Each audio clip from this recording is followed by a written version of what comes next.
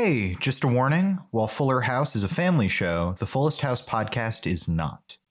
Listener discretion is advised.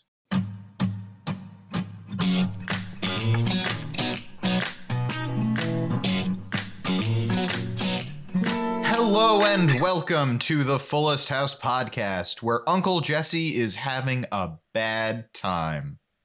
I'm Mark Greene. I'm Harrison Bloom. And I'm Zach Horowitz. Wow. Just wow. Is this the episode where Fuller House broke?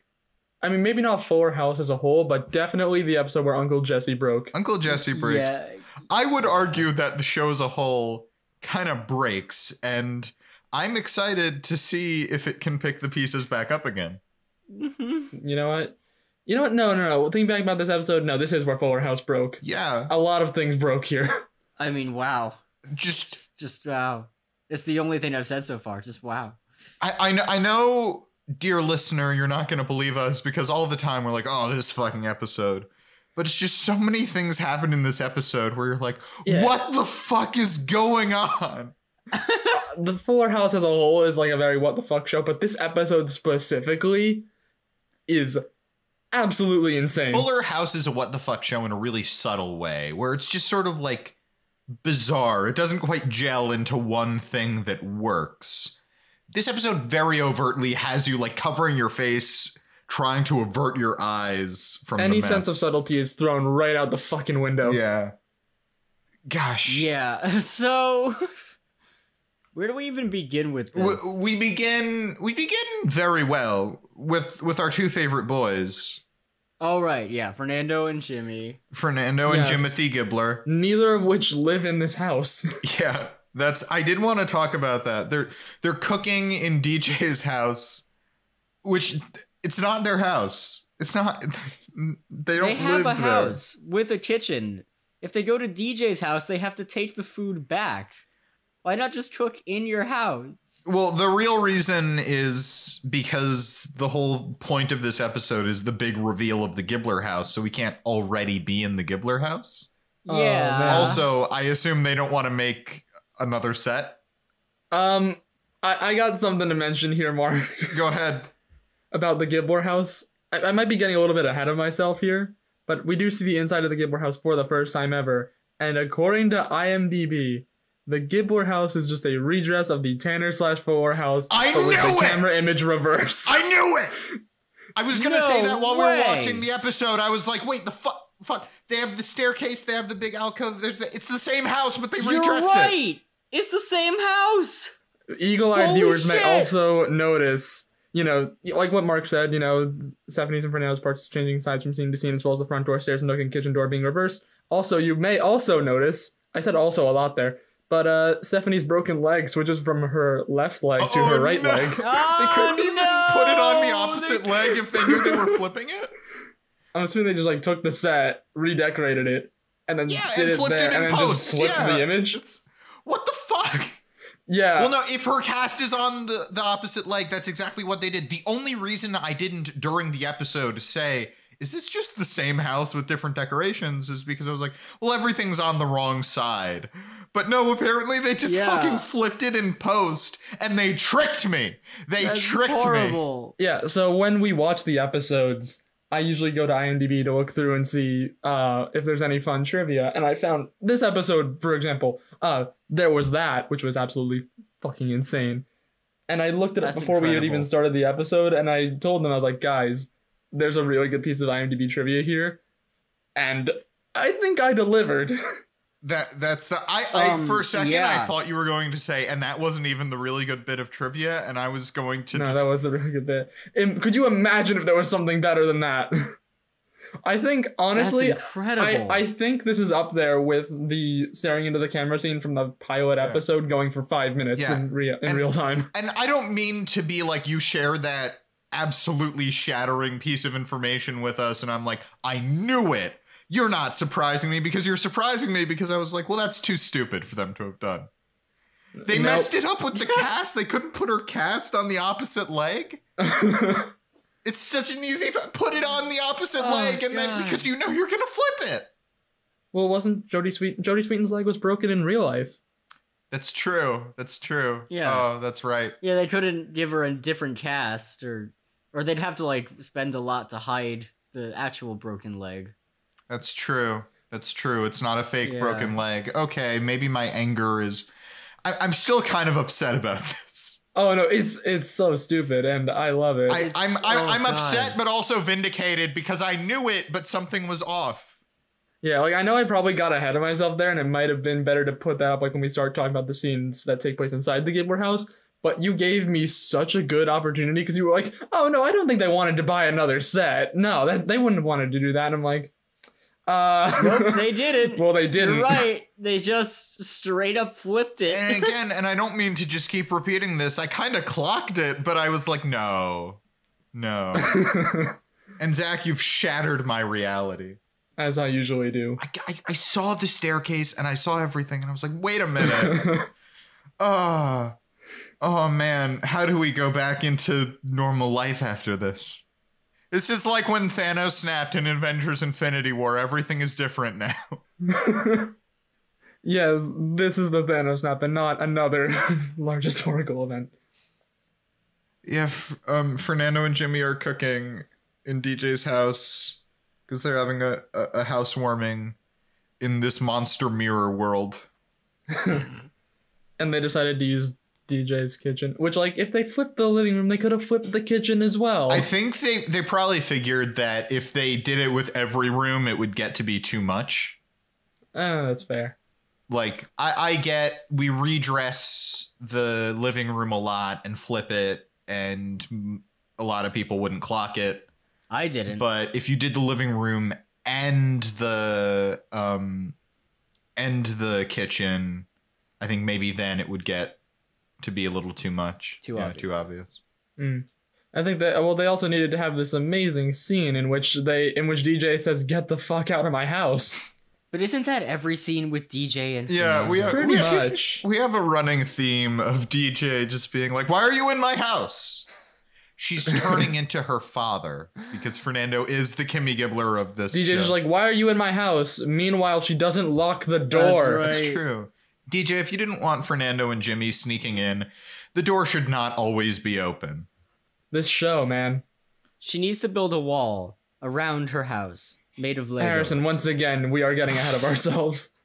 I'm trying to transition a little bit. Well, the only other important thing that I think happens here is that Jesse? Well, Jesse arrives, but also we find out this fucking piece of information, which is that the Gibbler house is haunted. Because of course Yes. it is. Of course it's Stephanie haunted. says to Kimmy, I've never been to the Gibbler house before because you always kept me out, telling me stupid things like that your house was haunted. And Kimmy says, my house is haunted. And we just have to accept that. I'm gonna die. This episode's gonna kill me. This episode is going to be the death of all of us. The Full House universe does have magic. We know It this has to be magic, and now it has ghosts. This is just, again, us getting out of ourselves, but there is a ghost. They're real. We've had magic before. It's established that magic is real in the Full House universe. But still, every time it crops up, I'm just like, what are you doing? How is there so much magic in this universe? And the show is not about how there's magic in this universe. Yeah. Well, maybe the crossover with Sabrina the Teenage Witch will Yeah. But like Melissa Joan Hart Sabrina the Teenage Witch, or like YA Netflix Sabrina the Teenage Witch? I was imagining the original Sabrina the Teenage Witch, but Tonally that works much more. I'm down with either. I want Yeah. a crossover between Fuller House and Riverdale. I need some sexy teens on Fuller House. Oh my god. Yeah, we need murder and a weird cult, I think. Is that in Riverdale? I feel like it is at some point. Speaking of probably. things Anyway. entering the room, John Stamos. Oh, Mr. Transitions at it again. I know. Yes. I mean, honestly, that's one of my best. It's possibly the best. Yeah, John Stamos is here. He has baby Pamela. God damn it. I hate myself for that one. Zach, I love you for that one. Aw, and then it balances out. Yeah.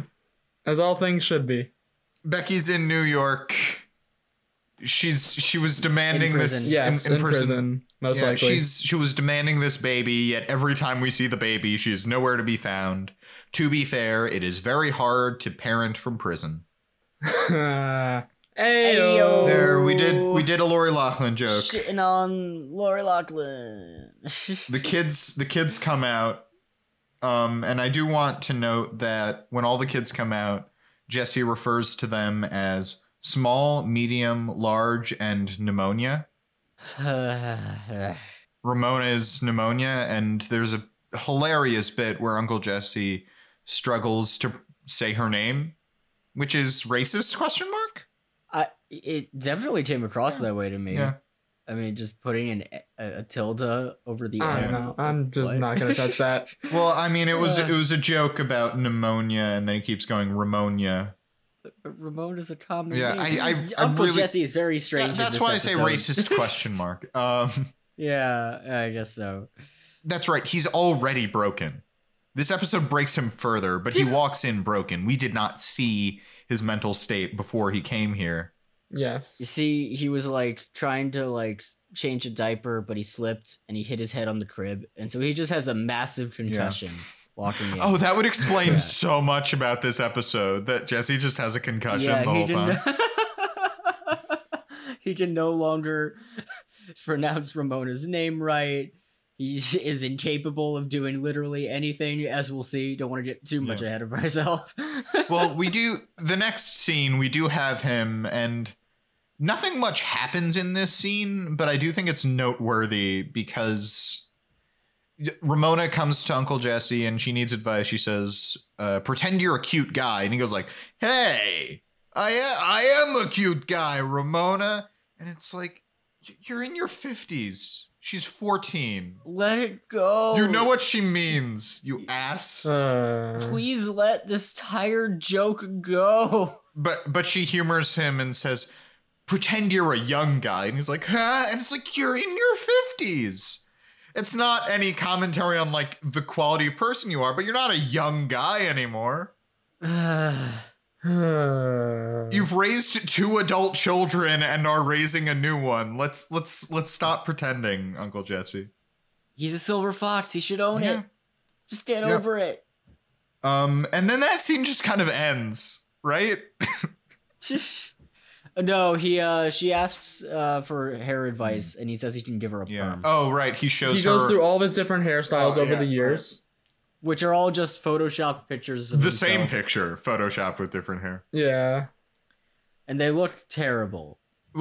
Like they're badly Photoshopped. Which one do you think is the best? The perm, the Farrah Fawcett, or my favorite, the Rachel? Which is... Oh, yeah. The thing is, most of them, I think, are the haircut Photoshopped on top of Uncle Jesse. But that one is his face Photoshopped on top of Jennifer Aniston's face. Like he's wearing the overalls and everything. It's a full Friends publicity photo.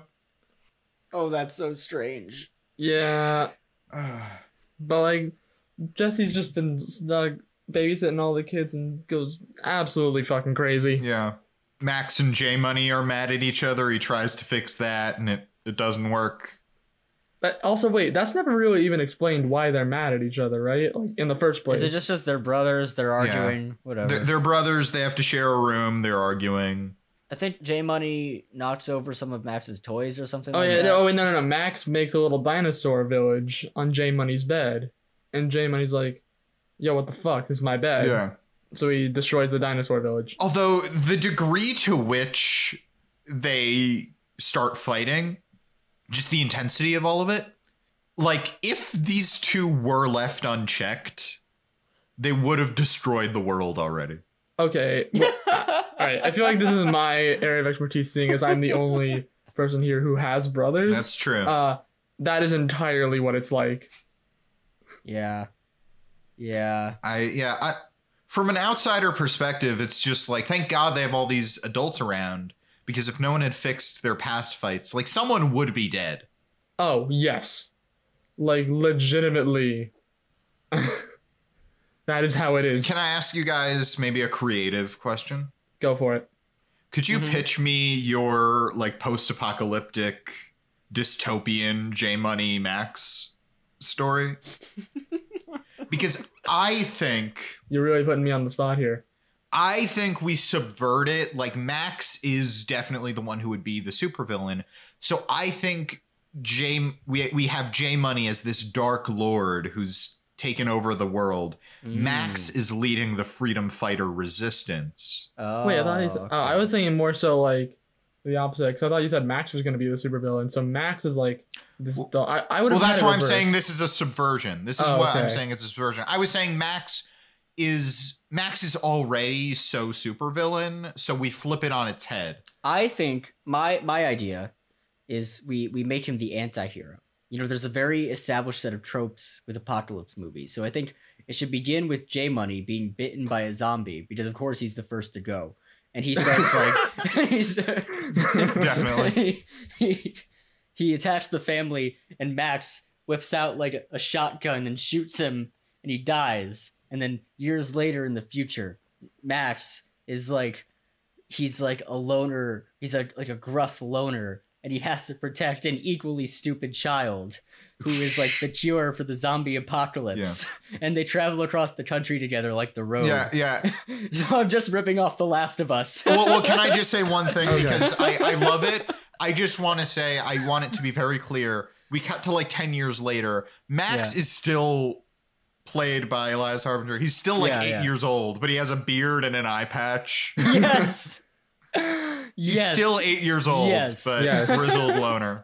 Go ahead, Zach. I think my pitch. I think, Mark, I understand that you were going for the subversion, but if you think about it, this is Fuller House. They're not gonna do that. They're gonna stick to what they're already doing. They're gonna stick to what works. Plus, so we have Max as like the big dark supervillain, because of course he is.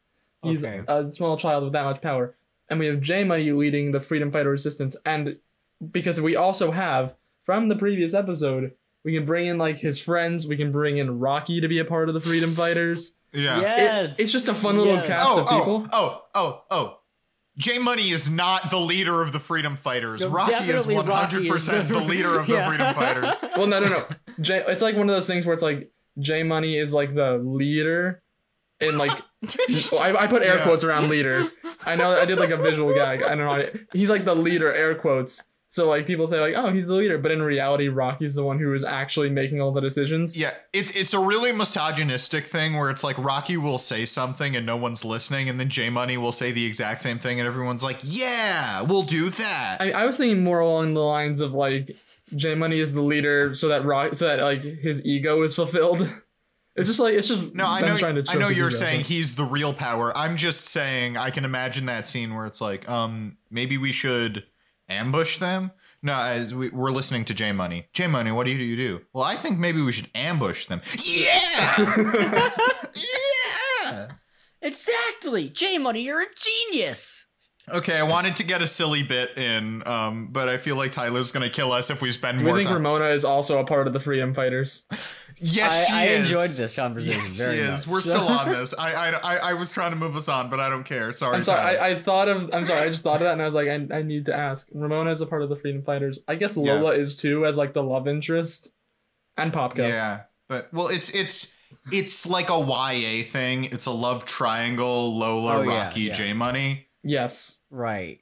Yeah. And Lola and Rocky would of course be the fan favorite, because the bad boy is always the fan favorite in the love triangle. Yes. But then he would get together with Lola in the end because he looked at her first. Are you guys team Rocky or team Lola?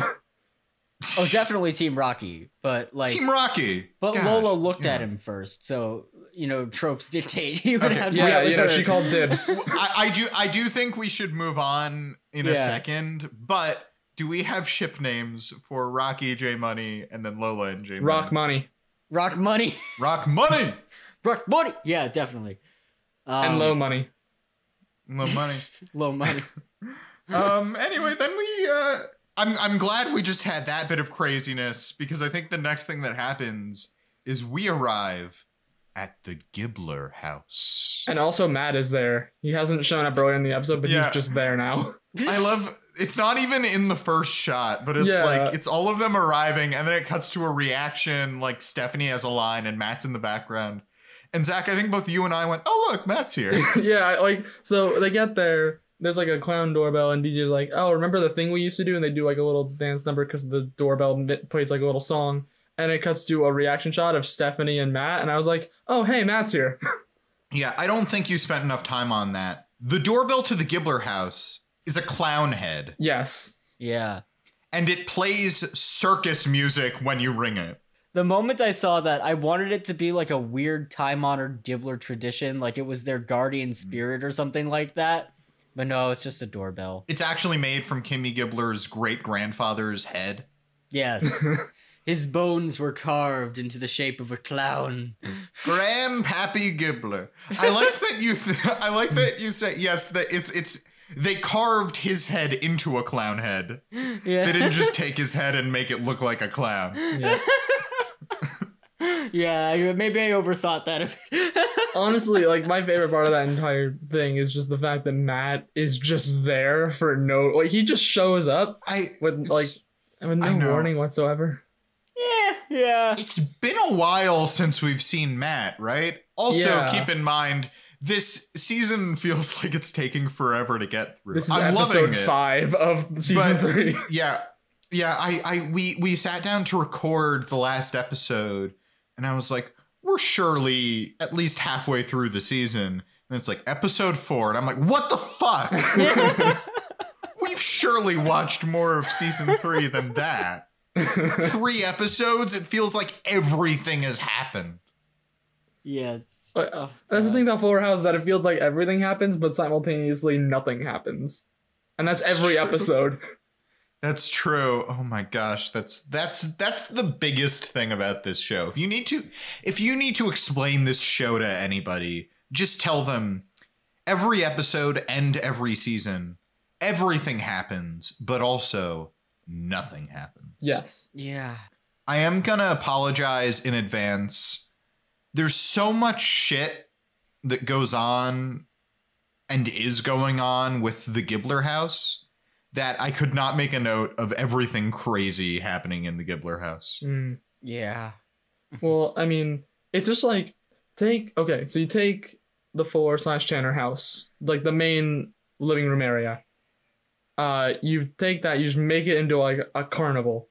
It's just a fucking carnival. Dress it up in polka dots, put a bunch of like Applebee's wall hangings. Also Fernando's portrait from a couple episodes Fernando's ago. portrait, it's very good. I really like that they have it there. And then in post, flip it. Yep. Make it a mirror image, flip it in post. Yeah. But Kimmy is overjoyed to see her childhood home turned into what it once was.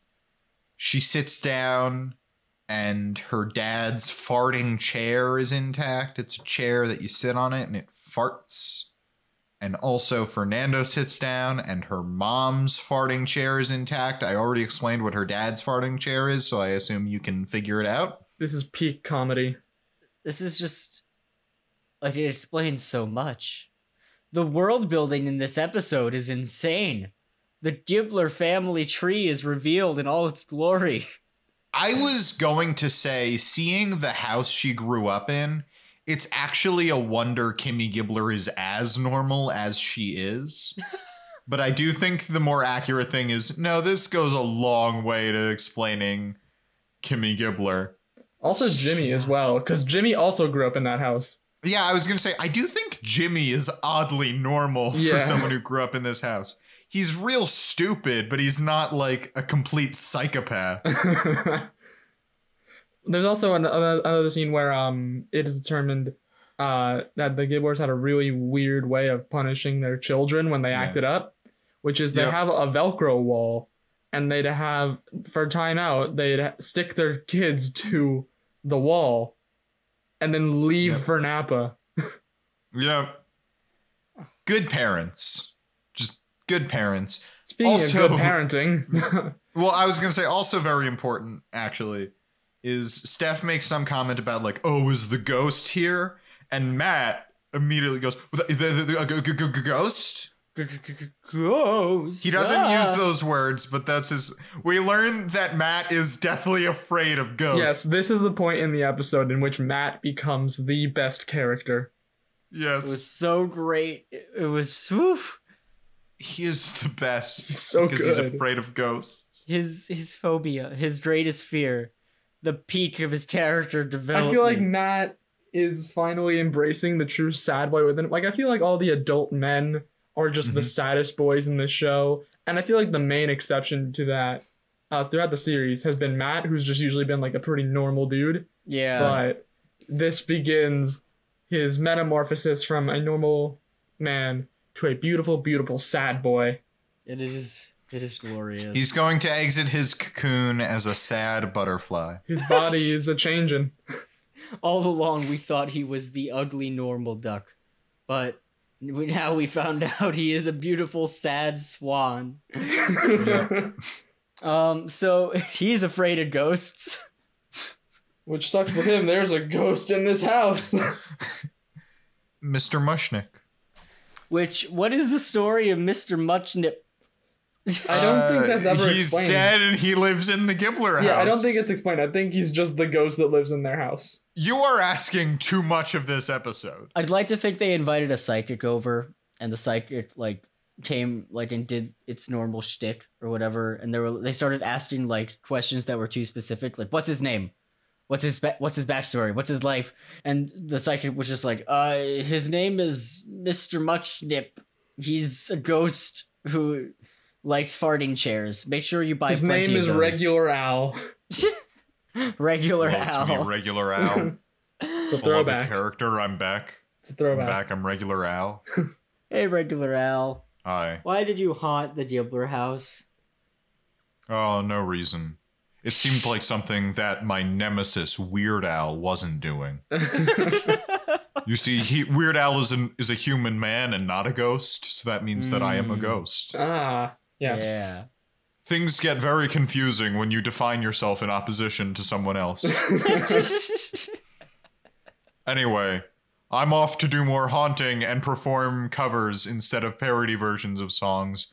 Bye. Bye, Regular Al. Bye. Bye, Regular Al.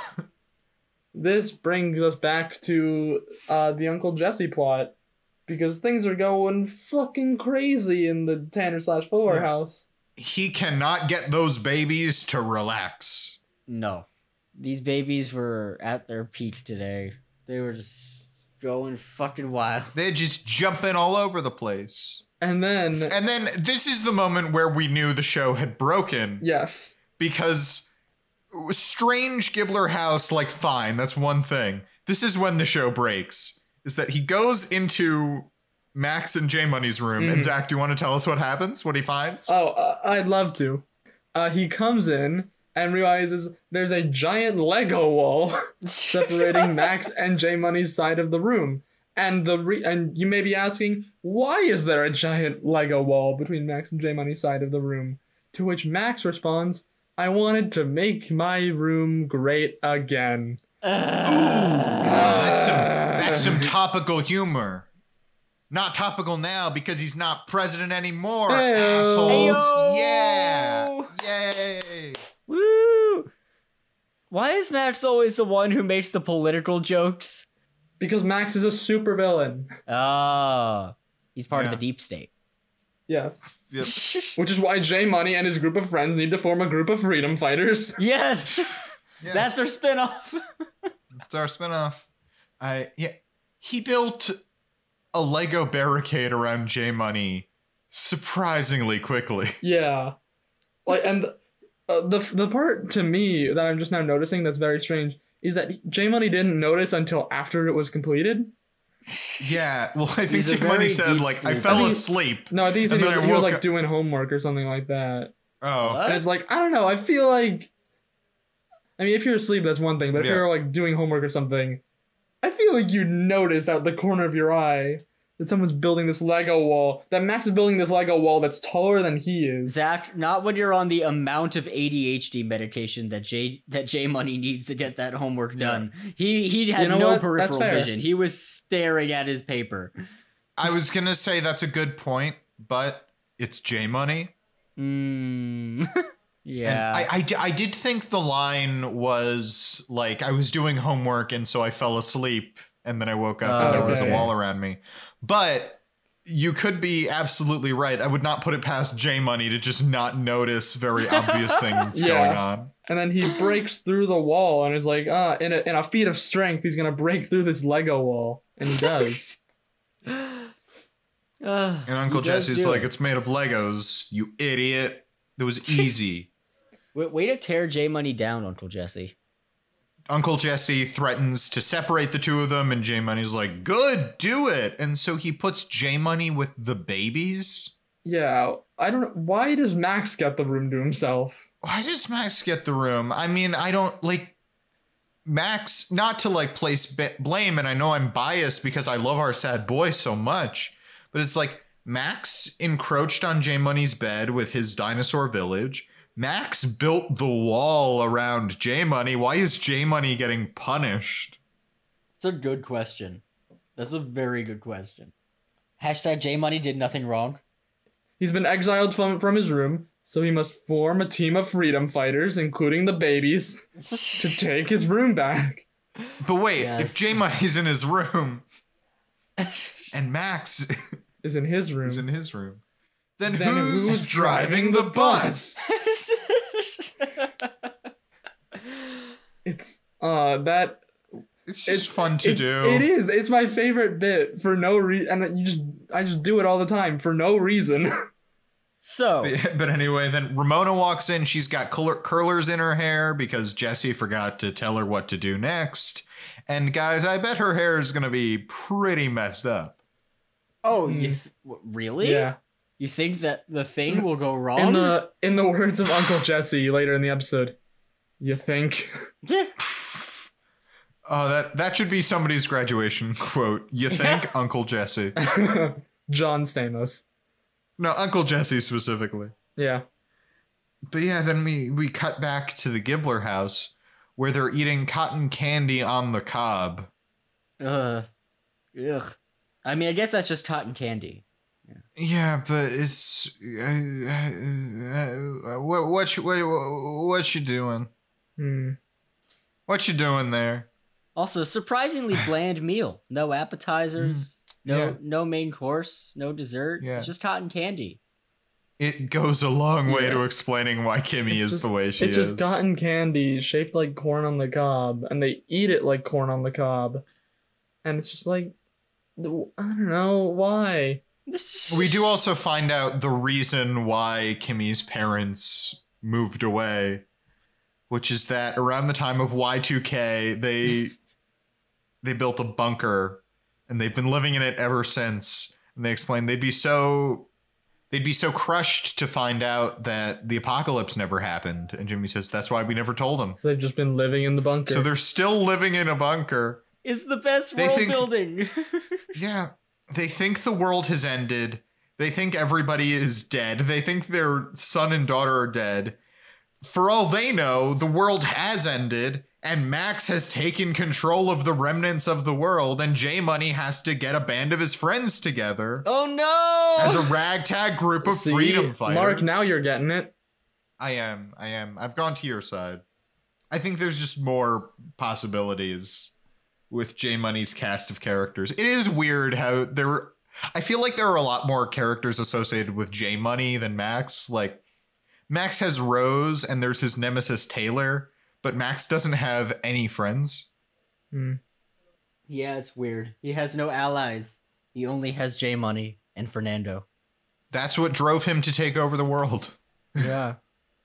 If my only friends were J Money and Fernando, I don't know where I'd stop. First friends, and next the world. But yeah, Kimmy's parents are still in a bunker. And then, guys, ghost shenanigans start happening. Spooky ghost. And Matt is so scared. I have in my notes, Matt is like, zoinks. Yeah, I remember I had said, Deej, we gotta get out of here. I think I was about to say I want there to be a scene in which Matt jumps up into DJ's arms like in Scooby-Doo. And like before I even had the chance to say it, they did it. Yeah. Which it just didn't I mean, happen. gotta hand it to them. It fit. it really did. Our boy is so sad. Matt, the chandelier falls, there's organ music, Matt hides under the table.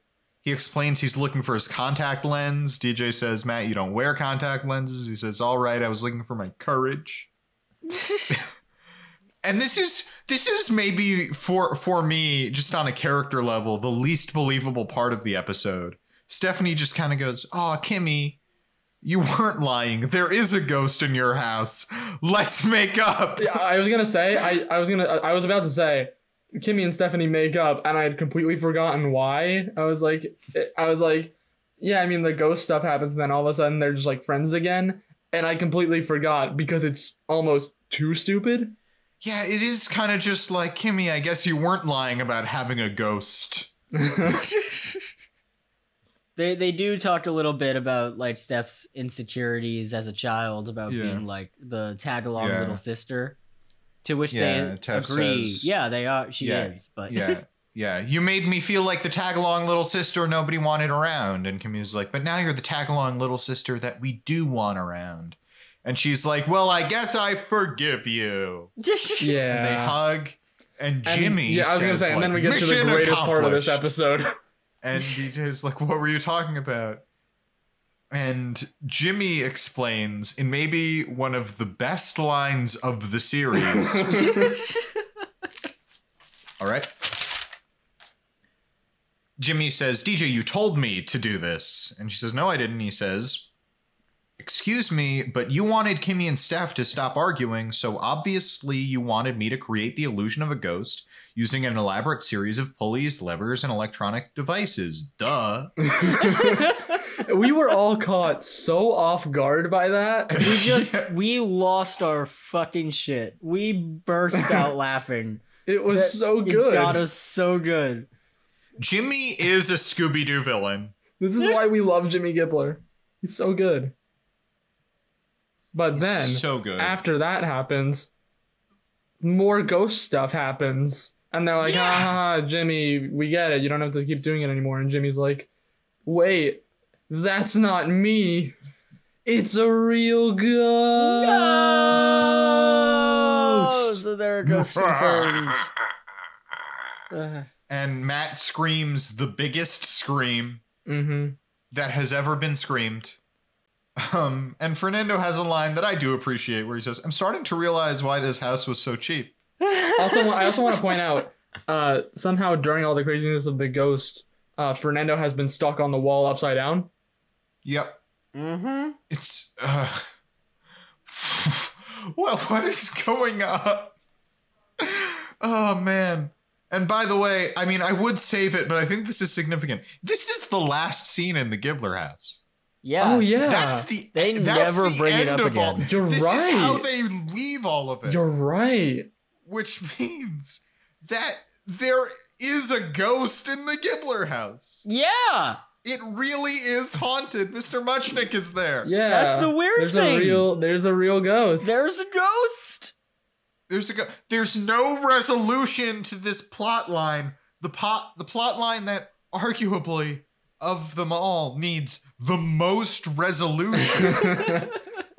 Fuller House, I know you do this thing where you have 3 plots and only 1 or 2 of them resolve, but this is the one you gotta resolve. There is too much going on here. Uncle Jesse's weird shit did not need as much attention as this ghost phenomenon. Yeah. Yeah, you can't just like set up a ghost and then not like, and then just not explain it. There's ghost stuff, but like also do we even resolve the like Kimmy Stephanie stuff? It's just kind of like, well, I guess there is a ghost. Yeah, I guess Steph would forgive Kimmy again because there's a ghost. Yep. But yeah, importantly, what the fuck? Yeah, no, you're right. There's a ghost. It's just a fucking ghost. But yeah, Uncle Jesse's having a fun time. He put the babies on leashes because they can't go to sleep. He's making burgers for J Money because he wants to eat food. I know, it's so high maintenance, right? And he's cooking the burgers. Ramona comes down, and she's still got her hair in curlers and everything. Yes, yeah. And then I'm gonna ask. This is rhetorical for you guys, but I'm gonna ask our listeners to make a guess. Mm-hmm. Do you think Jesse's cooking burgers? Do you think there is a fire, or there is not a fire? Oh, I don't know. My money's on there is not a fire. Harrison, you dumbass. Harrison, you dumbass. If you guessed there's a fire, you guessed right because a fire wow, really? starts. Oh, that's so cool. If you guess that there's not a fire, you're not a dumbass like Harrison. You just guessed wrong, and that's okay. Yeah. I'm only this mad at Harrison because he watched the episode. I know we already revealed it, but if you were listening, tweet at Fullest House Pod. Wait, Zach, are you concerned that I didn't actually know there was a fire? No. It was a bit. It was a bit. We do these on our podcast. Yeah, I know. I was like, but what? Well, there was that one time where I made a joke where I jokingly said you'd murdered your parents, and you got very real world hurt about it. That was. I don't know. I'm just gonna. Anyway, let's just keep going. Yeah, there's a fire, so he grabs a fire extinguisher, and I don't know how else to explain it, but it attacks him. Yeah, that's probably the best way to put it. Bursts all over him, it attacks him, he starts flailing around, and in his flailing, he rips down a curtain. God. Yep. The smoke detector's going off, so he gets up to try to get it, to try to swat at it. He falls down. The smoke detector then falls down and hits him in the head. It's just one thing after another. Max comes in with Cosmo, and Cosmo gets dirt all over Uncle Jesse. Also, at this point, Ramona asks, "Hey, when do I take these curlers out?" And Uncle Jesse's like, "Oh, now, go take them out." So he sends Ramona to take out the curlers. And also, the babies are coloring on the little island in the kitchen. Babies are coloring on the island in the kitchen. J Money comes down. He and Max are fighting. They start spraying ketchup all over each other.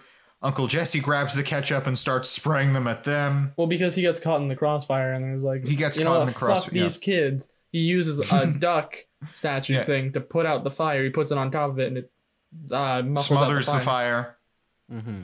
But by the way, I want to say, if you were going to do your yearbook quote as you think Uncle Jesse, scratch that and instead make it, fuck these kids, Uncle Jesse. It's literally, I think, honestly, the thing that I can compare it to the most is like that one scene from Community, because while this is all happening, DJ, Stephanie, and Kimmy all return home, and it's kind of like that one scene from Community where Troy gets the pizza. Yeah, where Troy gets the pizza and he comes back and everything has gone to shit. It's the darkest timeline. It is. It's the darkest timeline of Fuller House.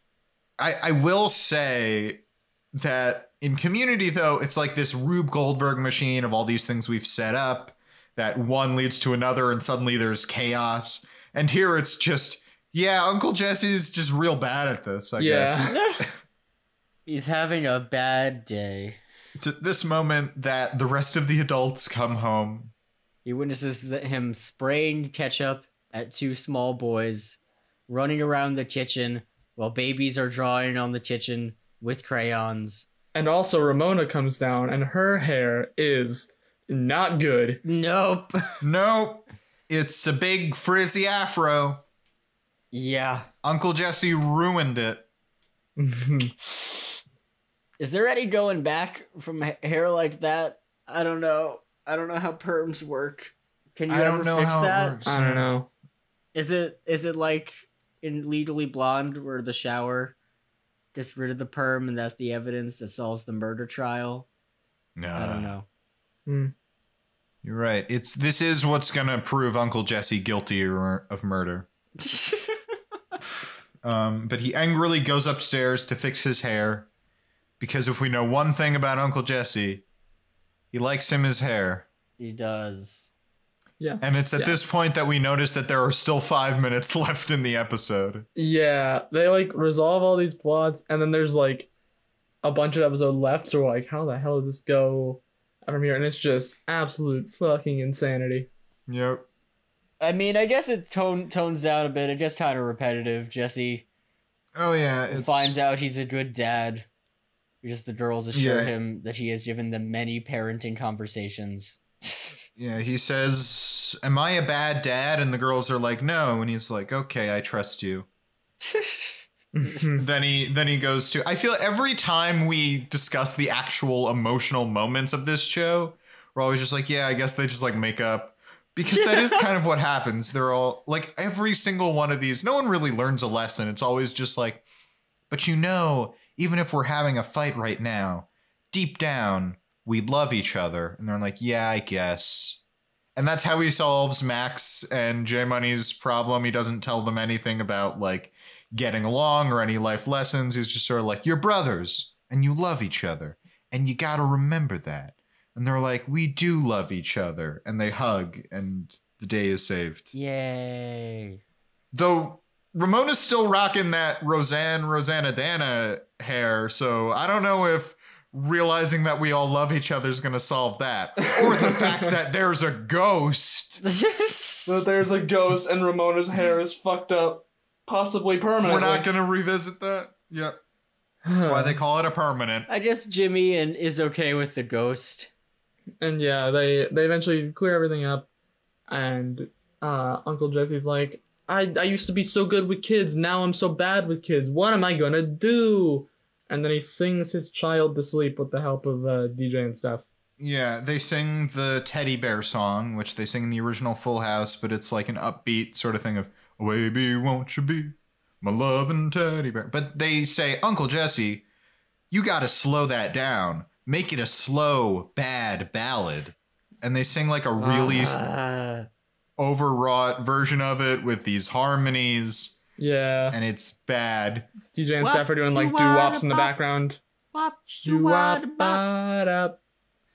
Some songs aren't supposed to be slow ballads, musical bits. And that's how the episode ends. Yeah. That's it. That's it. It kind of ends on a whimper. But that's it. But that's not it for this episode of the podcast, because we still got a sad boy of the week to hand out. Yeah. And honestly, I think it's pretty cut and dry this week. I have 2 nominees, and I'm actually kind of torn. Okay. Me too. Okay. Who's your second? Because I know there's one that I'm like definitely Uncle Jesse. Thinking. Yeah, that's what I was thinking. Matt. Oh, Matt. Matt. Absolutely. I forgot about He's Matt. Definitely Here's why I am torn. This is perhaps the saddest Uncle Jesse has ever been. Yes. Conversely, this is the saddest that Matt has ever been. But conversely, Matt believes in ghosts, and as we already established, he is the best character in this episode. Yeah. And isn't that exactly what we want out of a sad boy? Yeah. Oh, 100%. I thought it was pretty cut and dry Uncle Jesse, but I completely forgot about Matt. And how dare I forget about how sad Matt is. This is one of those times where I don't think running through it is going to help, because it's like the amount of things that happen to Uncle Jesse versus the one thing that happens to Matt. Yeah. But it's just so powerful. I don't know. I think my God, yeah. Personally, as much as I would love to give it to Matt this episode, I think just the fact that there's an entire plot in this episode centered around Uncle Jesse being incompetent. Yeah. That makes me want to vote for him. Yeah. So I'm regardless of what we say, I'm curious what Tyler thinks. Yeah, Tyler, let us know. Yeah. Tyler, give us a text. We will let the viewers know. Do you want me to run through it just to run through it? Yeah, just go for it. Run through it. Okay. I don't think we have any more nominees. It's between these 2. Yeah. I'll start with Matt because I think it'll be pretty quick. Matt believes in ghosts, and he's very scared of ghosts. And he like jumps in DJ's arms and he hides under the table because he's so afraid of ghosts. And then it turns out ghosts are real. Yeah, that's my main knock against Matt. Is like your thing is like, oh, he believes in ghosts and he's so afraid of ghosts. But no, there's a real ghost. I'd argue that makes it sadder because now ghosts are real and he has to deal with that fact. You know what? No, that's a good counter argument. Uncle Jesse, of course, he arrives with his little baby girl who he didn't want to adopt in the first place, and now Aunt Becky isn't helping him. He has a real hard time getting those babies to sit still. Mm-hmm. So, and also getting the older kids to sit still. So he puts J Money in charge of the babies. Bad idea. He doesn't really do that. He puts them in the same room. He does put J Money in charge of the burgers. Bad idea. Yes. We do find out. He tells idea. J Money, I told you to tell me when they're done cooking, or to watch them and tell me when they're done. And J Money says, oh yeah, I got bored, so then I started watching TV. By the way, they're done. Yeah, they're done, by the way. They're actively on fire. That's when Uncle Jesse says, you think? Well, he says it multiple times. That's true. Yeah. When like someone just points out the obvious. So yeah, then he takes the babies for a walk like dogs. Mm-hmm. He burns dinner, although technically J Money burns dinner. Rips down a curtain, gets attacked by a fire extinguisher, gets mud on him, gets ketchup on him, falls down, gets hit in the head with a smoke detector. Oh my God. Ruins Ramona's hair. Though in the end, he's reminded that he is a good dad deep down inside. All right. Okay, so I think I'm voting Jesse. And honestly, I think just the fact that there's like a whole subplot dedicated to his incompetence is really the drive. As much as I really want to give it to Matt, because he was wonderful this episode, I think like really there's this, and this is also the start of the trend where Aunt Becky begged him to adopt a child, and now he's the one who's stuck taking care of the child, and she never shows up taking care of the child. That's the first instance of that. Okay. And he's also shown to be just incompetent in everything else. I feel like this is just he's just falling apart in front of our eyes.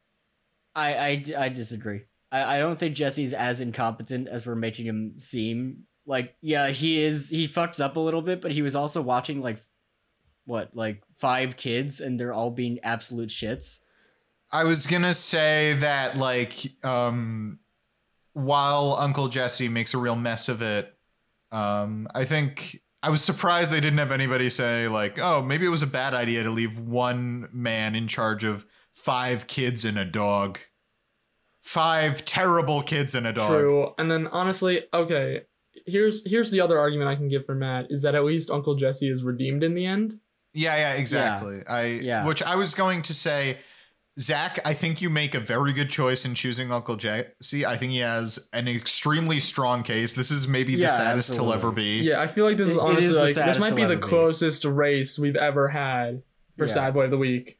And usually when it's my head says one thing, my heart says another, I try to go with my head and logic it out, but it's just, oh, Matt in this episode is so good. No, honestly, I derive so much joy. I won't be mad if you guys both vote Matt. It's just I think I have to vote for Uncle Jesse here.